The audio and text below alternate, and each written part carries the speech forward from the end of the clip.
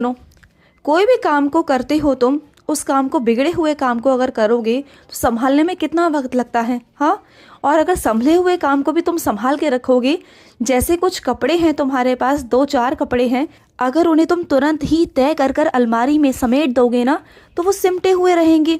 अगले दिन का काम अगले दिन कर लो, तीसरे दिन का काम तीसरे दिन कर लो, और अगर इकट्ठा कर लोगे तो फिर बहुत ज़्यादा तुम पर बोझ आ जाता है, और जो मैं जानता हूँ कि तुम नहीं कर पाते हो।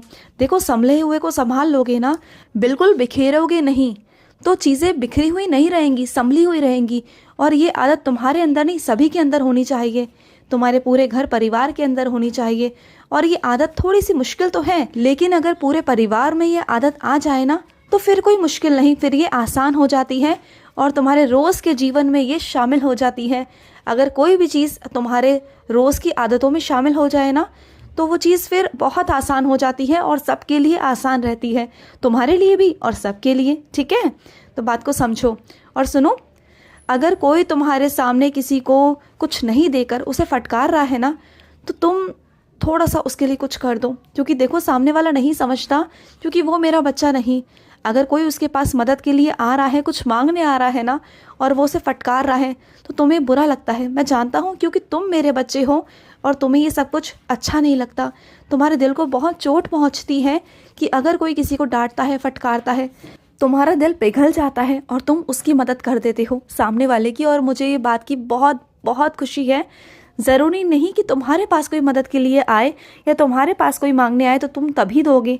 अगर कोई किसी और से भी मांग रहा है और तुम्हें लगता है कि तुम सक्षम हो उस काम को करने के लिए, तो तुम ज़रूर करते हो, मुझे मालूम है। और ये बात तुम्हारी मुझे बहुत बहुत पसंद है। और सुनो मेरे बच्चे, अगर तुम्हारे पास कहीं से इकट्ठे पैसे आ गए हैं, तो इसका मतलब ये नहीं कि तुरंत में खर्च कर दो, या फिर जो जो चीज़ें तुम्हें लेनी थी, जो जो सूची तुमने बनाई हुई थी अपने मन से कि तुम्हें ये लेना है, ये लेना है, ये खरीदना है, और तुम तुरंत जाओ बाज़ार और ख़रीद कर ले आओ। नहीं, बिल्कुल नहीं। इकट्ठे पैसे आने का मतलब ये नहीं कि पैसों को उड़ा दो, पैसों को बिखेर दो, पैसों की कदर ही ना करो, ऐसा बिल्कुल भी नहीं है मेरे बच्चे। चाहे पैसे हो या ना हो, पैसों की इज्जत करो, और कोई भी चीज़ खरीदने से पहले 10 बार सोचो। क्या पता जो चीज़ तुम बहुत महंगी खरीदने जा रहे हो, वो कुछ दिनों में तुम्हें सस्ती मिल जाए। हाँ, इतनी जल्दबाजी किस बात की है, इतनी भागदौड़ी किस बात की है मेरे बच्चे। ना वो चीज़ भागी जा रही है, ना तुम, और ना ही तुम्हारे बाबा, यानी कि मैं कहीं नहीं भाग रहा, मैं कहीं नहीं जा रहा। मैं तुम्हें चीज़ दिलवा कर मानूंगा, चिंता मत करो, वो चीज़ तुम्हारे पास आएगी। चीज़ लेने को मना नहीं कर रहा, लेकिन सोच समझ कर, तरीके से मेरे बच्चे। समझ आया तुम्हें? और सुनो, अभी इतनी